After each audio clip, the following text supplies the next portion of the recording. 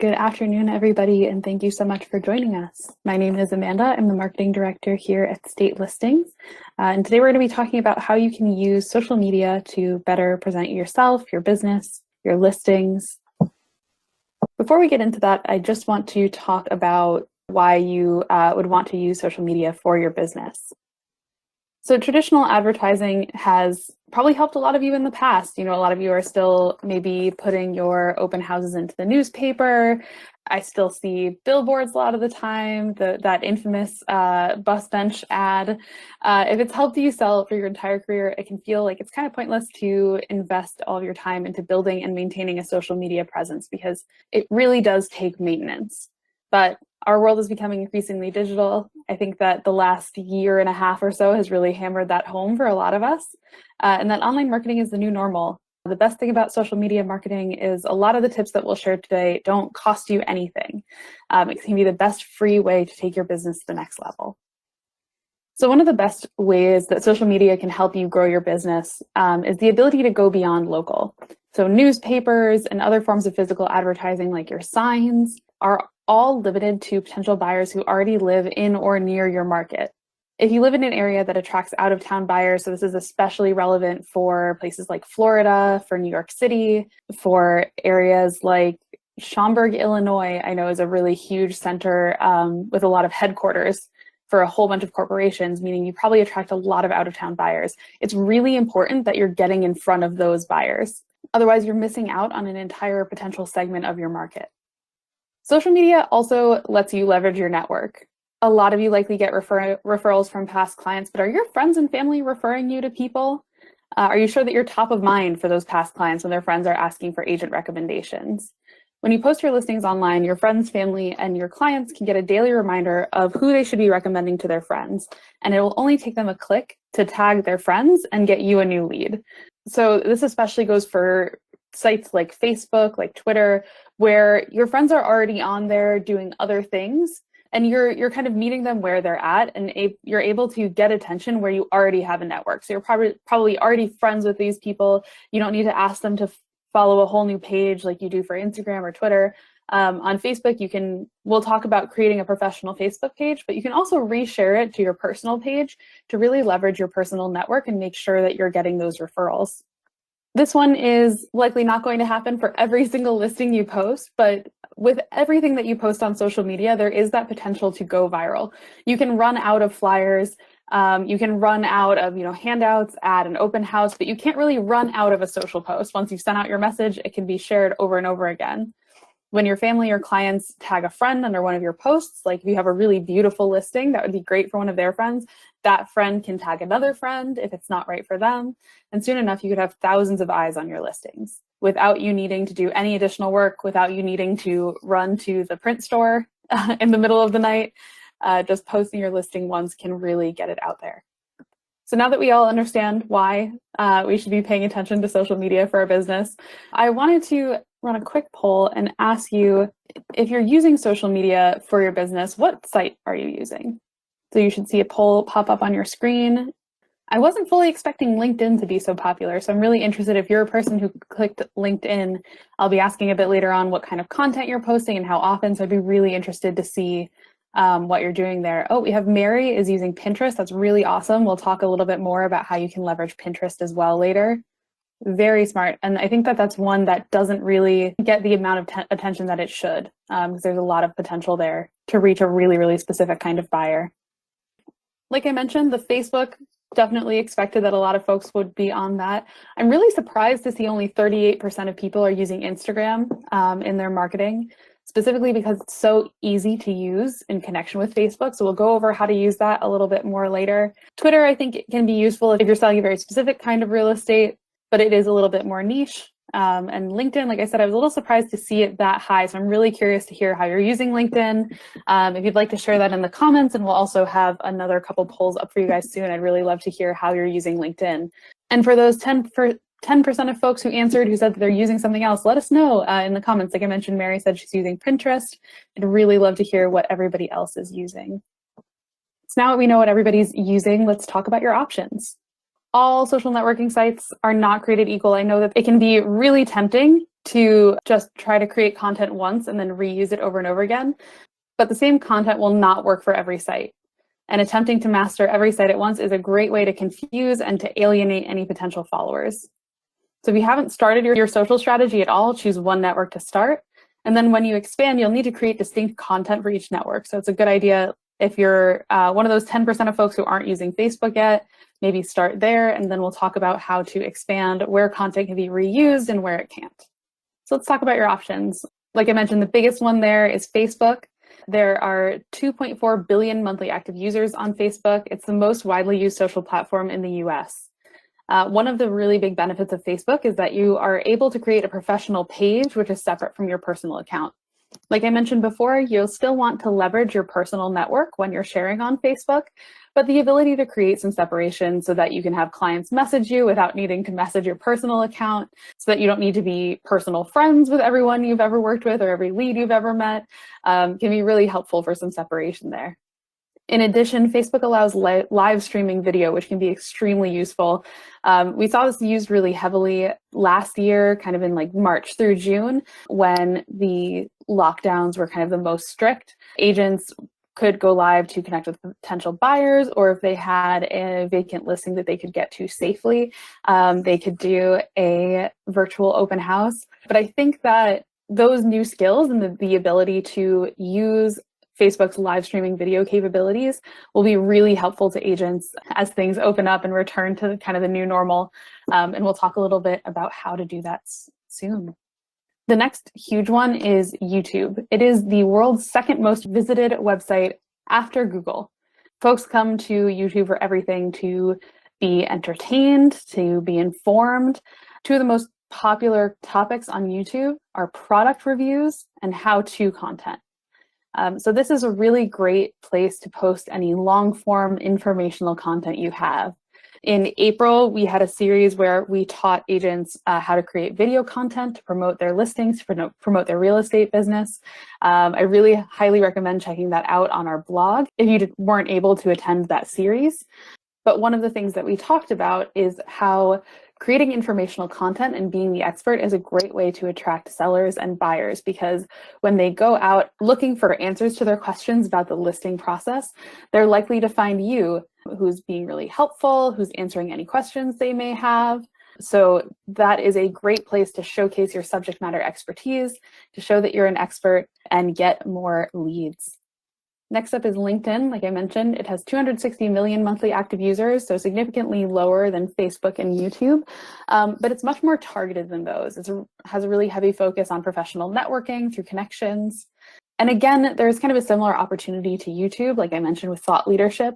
On LinkedIn, you can write and share thought leadership articles, and several of these are handpicked to be shared by LinkedIn, and that can get hundreds of thousands of eyes on your article. Likely not all of those will be your potential buyers, but they could know somebody in your market, and that's always really awesome exposure. And again, positions you as that trusted expert that folks can reach out to for help and eventually to list their property. Next, there's Twitter. The data on this is a little bit less accessible, so it's about 340 million monthly active users. Twitter is short form, almost entirely text-based posts, though it does allow images and videos, and they need to be under 280 characters. Unlike pretty much every other site right now, Twitter posts are displayed chronologically, which means that Twitter is one of the top sites for really time-sensitive information, for breaking news. I see a lot of press requests on Twitter, or just the most time-sensitive requests or time-sensitive information tend to be shared on Twitter. That being said, the half-life of a tweet is 18 minutes. So while we'll talk about the best amount of content to post on different sites, most of them will be, once or twice a day or 2 to 3 times a week. Twitter, you can definitely post a lot more frequently. Because those posts are chronological, your posts are just going to get shoved down in everybody's feed. So it's a great place to share just those really, really time-sensitive pieces of information. Next, there's Instagram, which has about 1 billion monthly active users, and about 500 million users open Instagram stories per month. So Instagram posts can be photos, they can be several photos, they can be short videos. Instagram is really great for visual heavy content. So if you are an agent who sells luxury properties, there's not really an option. You need to be on Instagram showing off those really beautiful visuals. one of the best things about Instagram is that stories and photos can be cross-posted to Facebook. Instagram and Facebook, I'll say, is my one exception to the you need unique content for each platform rule. You can absolutely repost any video, any photo that you post to your Facebook page from Instagram. Like I mentioned earlier, you can also post stories. These are short, disappearing photos or videos that your audience can watch. It was kind of Instagram's answer to Snapchat. Those stories, again, like I mentioned, can be photos, they can be videos. You can't do the multiple photos in a post like you can on the feed. It just wouldn't work. You can add text to them. You can also add polls, which can be a really fun way to encourage engagement. They disappear after 24 hours, but they can then be highlighted on your brand's page. Those will last beyond the 24 hours if you choose to highlight them. Because of the temporary nature, folks don't expect such a high production value for Instagram stories specifically. So that can be a great way to just post some behind the scenes content, post some silly polls, just things that really engage your audience without a whole lot of additional energy required. Finally, videos tend to perform slightly better than photos on Instagram, especially now that Instagram has launched Instagram Reels, which is basically their answer to TikTok. You're kind of noticing a trend, they tend to release new features that are inspired by other popular social media apps at the time. So Instagram Reels function extremely similar to TikToks. So this is another opportunity to really easily reuse content across platforms. So TikTok has about 689 million users as of January, and 100 million of those are active monthly.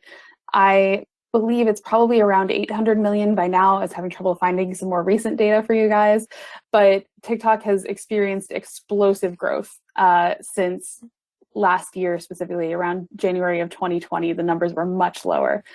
And just to kind of highlight how explosive that growth has been, the Pew Research Center found that 48% of 18 to 29-year-olds in the US use TikTok.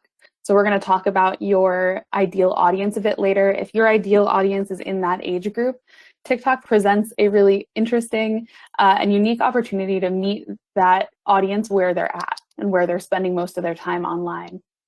TikToks are short form video content. They're usually funny or they're music or dancing related. That same study found that most users on TikTok are there to find entertaining content. So you really need to find a creative way to grab attention in 15 seconds or less. There are 60-second TikToks, and some folks have even received a 3-minute feature, but a lot of those, the videos that perform well are still at that 15-second mark. So you need to figure out where you can highlight those short, entertaining bits of information or just funny stories that have happened to you as a real estate agent. And like I mentioned, those are extremely similar to Instagram Rules. That's my other exception to the different content for different platforms. If you edit your TikToks in a separate app from TikTok, if you edit in TikTok, they'll be watermarked. I don't suggest doing that. You can use a different video editing app either on your phone or computer and then post to both TikTok and Instagram Reels. The one I use specifically is called InShot. That's available for iPhone. I'm not sure if it's available for Android. They have like a free option as well as a premium option, and both of those can be extremely useful if this is the kind of content that you really want to invest in. Finally, there's Snapchat. That has about 382 million monthly active users. 90% of Americans 13 to 24 use Snapchat, and 82% of users are under the age of 34. 72% of Gen Z Snapchat users aren't reachable by TV ads. So we're seeing a pretty big move away from live television, especially with Gen Z. I think it started with millennials and has just been increasing. So if you want to reach those first-time buyers who are really young, because Gen Z are getting to the age where, depending on their job, they may be thinking about their first home, Snapchat is the place to be. It's definitely more niche than some of the other sites we'll discuss, but it's worth looking into. Like Instagram stories, it's short form video content or photos that disappear after a certain amount of time or disappear after they're viewed once. You can send messages directly to other folks as well as post on your Snapchat story. Snapchat also works with brands and creators to have kind of shows that are available only on Snapchat for viewers to watch. Finally, there's Pinterest. Like I mentioned, I think that there's a really big opportunity here that we don't dive into that much with Pinterest. But it has 322 million monthly active users, and 72% of those users are women. It's used to save or pin links like products, recipes, and tutorials from across the web. Unlike on other sites, this is not a great place to post your open house, to post your listings.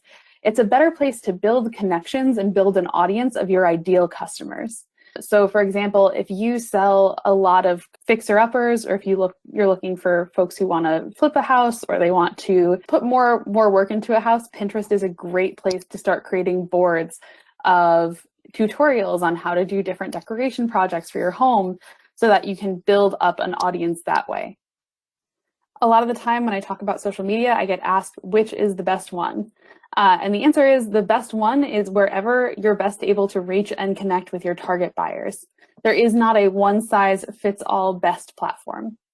For right now, we're going to talk about Facebook for a lot of these, although I will branch into how you can use that content on other sites. We'll just be starting there because it's the most popular site. As you saw, it has a wider age range than most of the other networks we've touched on. And it also has the widest range of functionality. So a lot of what we'll talk about can be applied to other sites, but Facebook's a good general place to start. However, if you're aiming for a really specific demographic, I've highlighted how some of these sites can be used to reach different audiences. So try experimenting with new platforms once you're comfortable with your primary platform. When you're choosing the best platform for you, the first question you need to ask is who your ideal client is. I know we all want to sell to everybody. We want to say, oh, well, I'm the best option for everyone. And while there's no need to turn down clients, it's still really important to know who you're most successful when you're working with so that you can focus on attracting your ideal client while continuing to serve everyone else. So for example, if you are really skilled at helping folks who are downsizing, you probably know what their life looks like. You might know what they care about, what they're worried about. For example, what they're going to do with all of their items or how they're going to buy and sell at the same time. You can create content that really specifically addresses their concerns. You can also think about how you can solve their problems. And you likely know where they're spending a lot of time online. So as we've been talking, I've been highlighting, oh, this site is great for folks who are looking for this specific thing. You'll know for your ideal client where they are spending that time. So let's talk about how to make a good first impression. I just realized I don't have a poll for this, but I want to know, when is the last time you updated your social media profile? Was it yesterday? Was it a year ago? How often do you change your profile photo, your header photo? How often are you checking to make sure everything on your Facebook page is accurate? So when you do head over to your social media profiles to update them, let's talk about what you should make sure is there. At minimum, your profile should include your full name, a photo of you, which does not need to be a professional headshot if you don't have one, but it should be high res and well lit. Resist the urge to over filter and Facetune yourself, as this can make the image look fake as well as grainy.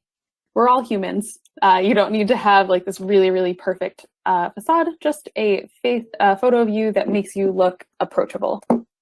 You also need a way for your clients to contact you. Like I mentioned, Facebook can allow buyers to message you without leaving the page, which is awesome.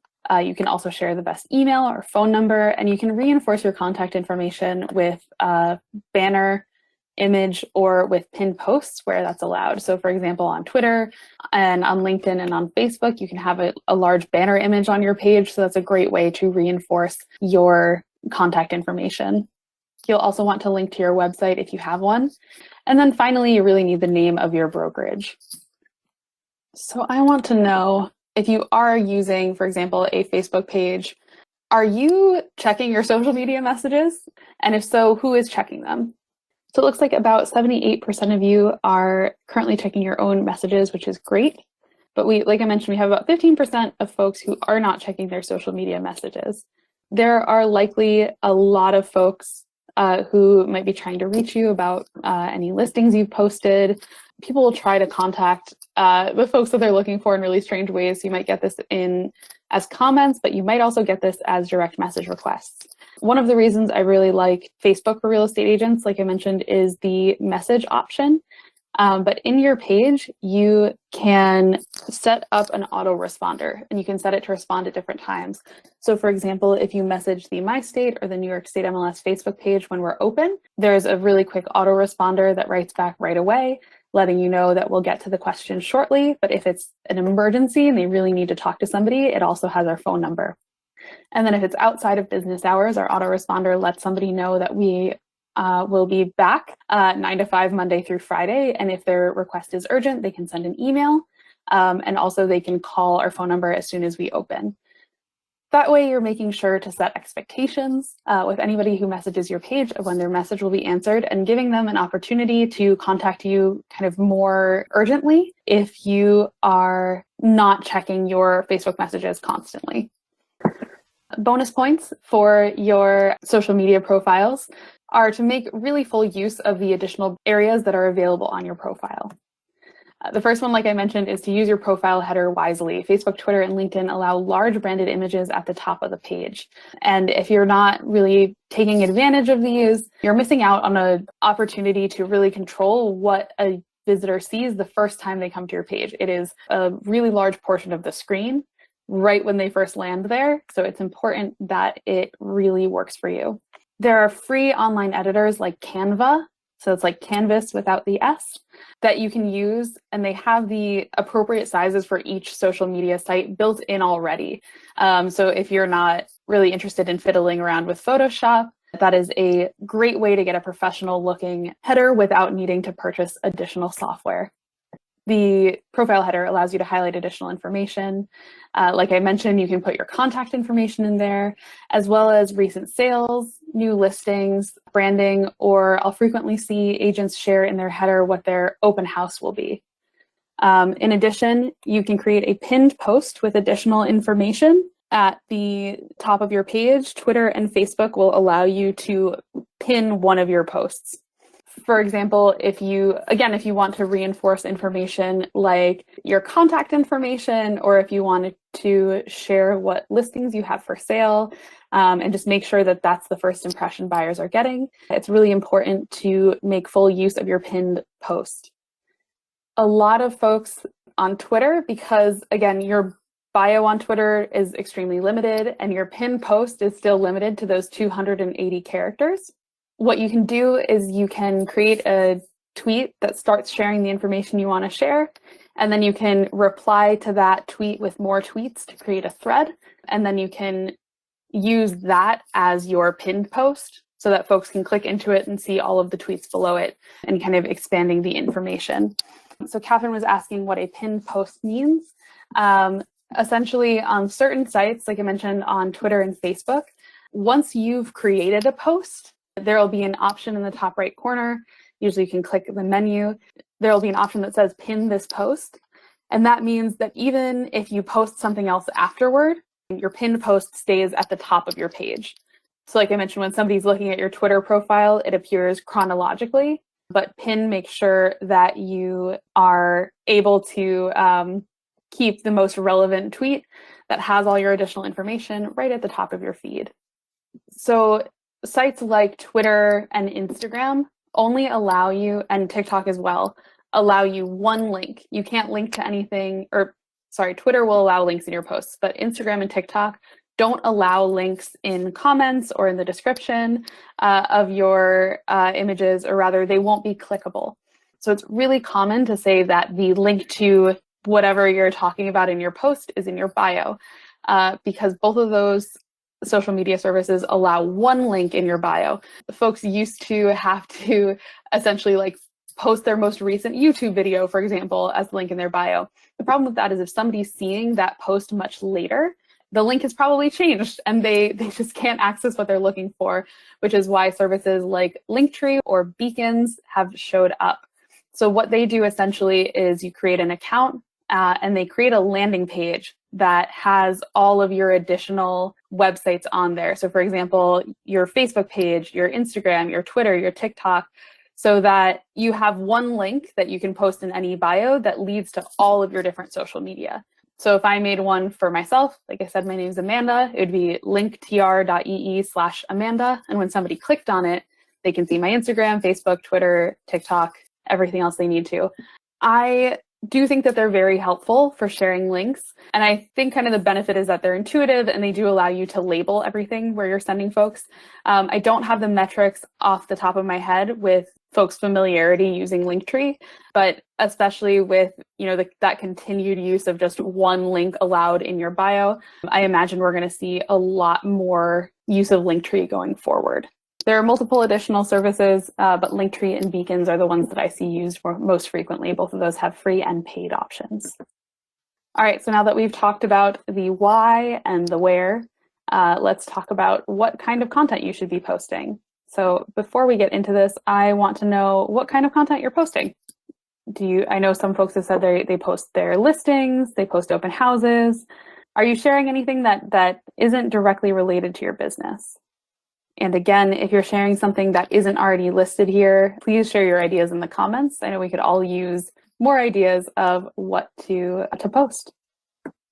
So it looks like most of you are posting your listings in open houses, which is great. Facebook is a great place to share those and make sure that everyone knows what's going on. 60% are sharing articles about real estate, and it gets kind of less as we go down the list of behind the scenes or funny posts or other content. It's great to post your listings, but you need to make sure that you're being a person when you're posting content. So we're going to talk a little bit more about how the folks who are just posting listings in open houses or their own articles, we'll talk a little bit more about how to vary up that content and make sure that you're interacting more like a person. And then finally, I want to know how often you post. Daily, 2 to 3 times a week, weekly, every few weeks, or even less frequently than that. So this one surprised me a little bit. I expected most people to be posting at least a couple times per week. And it looks like actually only about 25% of you are posting more than once per week. Most folks are posting weekly, but about a quarter of you are only posting every few weeks, and even more are posting even less frequently. So we're going to talk about how that can affect you as you build an audience, and what kind of content you can throw in there to make sure that you're posting a little more frequently and really building up your audience. So the reason that I was so surprised that so many folks posted less frequently is that one of the most important things that you can do when trying to build an audience is to make sure that you're posting consistently. When you're starting out on a new social platform, evaluate what time you have available and determine a posting schedule. Like I mentioned, weekly is the bare minimum. So I think we had about 50% of people who weren't posting weekly yet. That is your lowest bar. That doesn't mean that you need to be posting constantly or all of it needs to be really high effort content, but you do need to make sure that you're kind of popping up, showing folks that you're alive. For platforms other than Twitter, once or twice per day is your maximum. You want to make sure that you're not really flooding folks. If you show up over and over again in people's feeds, especially if you're posting really self-promotional content, you're going to come across as really spammy and lose followers. So about once per day is really the sweet spot if you're focusing hard on social media and building an audience. But in general, every other day or 3 to 4 times per week is a great starting place for most platforms. Again, that doesn't mean that every day needs to be a new ad. And in fact, you'll get more engagement if not all of your content is self-promotional. A great way to increase your posting schedule or increase the frequency with which you're creating content is to decide what kind of post you're going to post every day or each day that you're posting every week.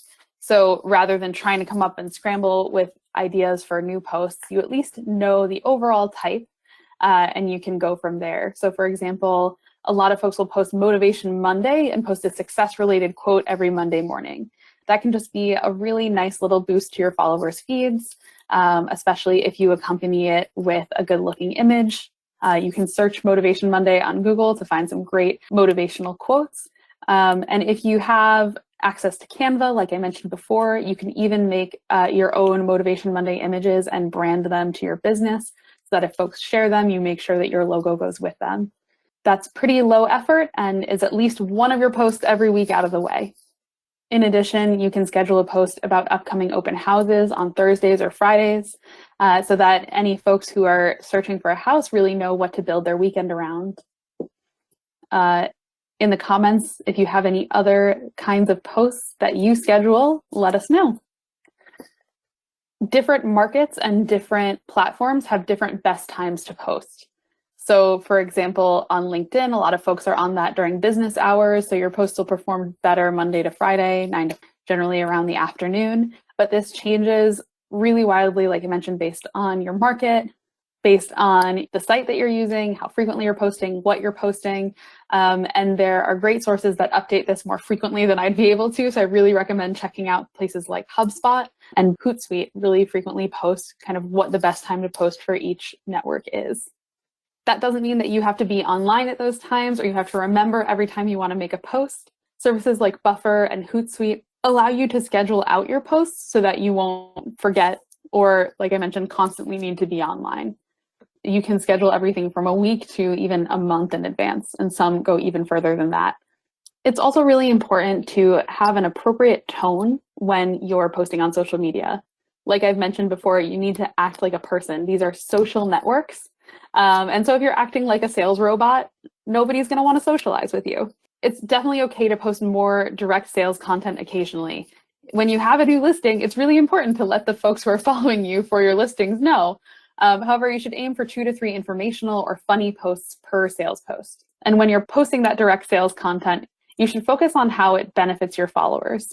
For example, if you're posting a listing, you already know the best features, so share those. Share the perfect kind of buyer who you think would do really well in this home. Those informational or funny posts can talk about a little tip that you use for staging houses that folks may not have thought of, that they could use right now to brighten up their living room, to really open up their space. It could be as small as that, or like I mentioned, those Motivation Monday posts would also count as your kind of non-sales content. Again, these are social networks, so it's really important to interact with your followers, ask questions, and be a resource. That gives you another opportunity for that thought leadership, as well as just really building up your reputation and your trust with these people so that when they have a friend who needs a referral, you are top of mind. It's really important to be friendly and to be personable. Depending on kind of your personality, even a little bit irreverent is okay. Keep it appropriate and keep it clean, but it's okay to crack a joke every once in a while. Like I said, you're not a sales robot, and be authentic. Potential leads can tell when somebody is trying to sell them. So if you try to act like you aren't when you are, that's a really easy way to lose trust. So I told you that you need to post every day, or you should try to aim to post every day. That could seem really overwhelming. So let's talk about where you can get that content from. It is okay to repost from other sources with credit as long as they don't specifically prohibit this. So if someone says on their site, please don't share, don't do that. Listen to them, but many other sites are more than happy to have you share their articles. You can subscribe to real estate news lists to get interesting articles to choose from. I personally really enjoy sharing. Realtor.com shares celebrity home sale news. So for example, if a celebrity lists their house in the Hollywood Hills for $4 million, they'll post a picture of it. They'll post who's selling it, as well as some interior photos. And I don't know about you guys, but I really love looking at those, and your audience probably will too. It's even better if you can share some insights about why you think that listing is worth what it is, or maybe isn't. I also really like the lighter side of real estate because they share really funny real estate related articles. To create content, you can also use Canva, like I mentioned before. They have lots of social media templates that can help you really quickly create those Motivation Monday posts, as well as maybe add some text or anything else you might want to add to your photos of homes you're selling, or anything else you're looking to post. It's also really great to ask questions of your audience on social media to increase engagement and make more opportunities for you to have conversations with followers who could turn into leads. So for example, if a homeowner is considering repainting before they list with you, you can set up a poll to see what your followers like better. This gives people an opportunity to engage and gives your homeowner some really good information. If you have a buyer looking for a specific type of home, consider posting, asking if anyone is looking to list. This is a great way to get those seller leads. Most importantly, keep it real. It is both Easy and fatal to your account to lose credibility on social media. You should always be realistic and accurate about the state of the market. That doesn't mean that you have to be extremely pessimistic. But for example, I saw some posts going around in March of last year saying, now is the perfect time to sell your home, which comes across as incredibly tone deaf. It's okay to say, to acknowledge when the market is acting strangely or when there are some interesting hurdles to overcome, but it's not okay to kind of oversell the market when that's not accurate. It's also okay to be human. It's really important to be authentic and personable on social media, and it'll help you find more engaged followers who will be your ideal customers. It's also just more fun. If you've made a silly or relatable mistake that's appropriate to share, that's definitely a great candidate for one of those behind the scenes posts. And finally, you're a community expert, so widen your content to include posts about the areas you serve. Especially, again, last year, we saw a lot of agents sharing the pictures of the great takeout from local restaurants that they were getting to try to support them through lockdown orders, or just sharing great things to do in their area to really help sell the neighborhoods where they were working, as well as their business. This kind of follows into another question we got, which is how do we make sure we're balancing between posting on your personal page and business page? You should be posting, like I said, about once per day on your business page, and it's appropriate to share 1 or 2 of those posts per week to your personal page, but don't flood your personal page because you're pretty likely to lose some friends over that. Finally, before we end today, we're going to talk a little bit about Facebook Live. So Facebook Live is a way that you can stream live video to your Facebook audience. Your page visitors will see the video in your feed. Your followers will receive a notification that you're going live, as well as a link to view. And then folks who are viewing can comment in real time or react with different reaction buttons. You're able to select the audience for the video, so you can keep it to just your followers, or you can allow it to be shared more widely. One of the best things about Facebook Live is it automatically saves your live as a video to your page when you're finished broadcasting. So there's no need to download it, to edit anything. It just automatically goes up. So anybody who missed your video can still come back and see that in your page. Facebook Live is really versatile, which means that it can be used from everything from a quick announcement to a virtual event. You can consider creating a schedule and promoting it. March to June of last year, we here at MyStateMLS went live every Tuesday and Friday at 11 a.m. Eastern Standard, just to keep in touch with our agents and really help support everybody. The regular timing meant agents knew when to log in and join us, and we could build up an audience. And we were able to share that in our emails on resource pages as well.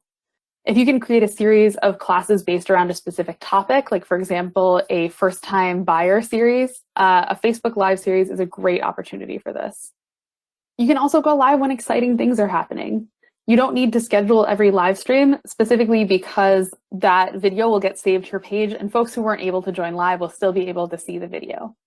You can promote coming soon listings. So if you just signed the listing paperwork with a new listing and you're putting it in and you're very excited, you could consider going live and showing off the property. Or if there are current events that you want to appropriately comment on, or if you want to share exciting news, you can start a live video to share with your audience. Facebook Live, like I mentioned, is an awesome venue for virtual open houses. We saw this really frequently last year. And frankly, I think that this is one of those kind of new skills that agents learned during 2020 that should really be applied across the board going forward. The idea with a virtual open house is you schedule it just the same as you would schedule a regular open house, and then go live on Facebook as well as having visitors. Please make sure that you get your home seller's consent, obviously, before doing so. But it is a great way to reach an audience that might not be able to come to an in-person open house. So it'll get you more leads, as well as get you more potential buyers for your sellers. This would be from your professional Facebook page rather than from your personal. So prep the home and your presentation the same way as you would for an in-person open house. Then make sure that you're advertising on your social media, any emails you send out. I've seen brokerages do pages on their website with upcoming virtual open houses that are great. And then one of the best tips I have for your virtual open house So when folks walk into a physical open house, you can ask them to sign in. You can ask for their email, their phone number. The best way to get this for a virtual open house, since you can't really prevent folks from joining, is to create a flyer or a brochure with more information from the property and offer to email it to viewers. And this gives you an opportunity to collect their information and add them to your lead list. Then at the specified time, go live and begin the walkthrough. You can begin in front of the house, but I really recommend starting at the most interesting part of the house because it's social media. There are a million other things going on their feed. You want to make sure you grab attention quickly. The best example I saw of this was a house where the fridge door produced ice cubes shaped like boats. That is an awesome place to start your virtual open house. And you can kind of, more so than an in-person open house, you can really direct your audience's attention. Make sure that you're highlighting the best aspects of a property and consider even going there the day before to really plan out what you're going to say and how you're going to present the house. Finally, engage your audience. You are live, so encourage them to ask the same questions they would at an in-person open house. If it's something that you don't want to answer in a video that's going to be saved to your page, maybe, kind of private information about the property that the homeowners wouldn't want saved. Again, that's another opportunity to ask for their contact information so that you can reach out to them and as well as add them to your lead list. That's all we have for today. I hope that we've given you a pretty exhaustive overview of how to get started in social media. Thank you so much for joining. Have a great rest of your day, and we will see you next week. Thank you so much. Bye.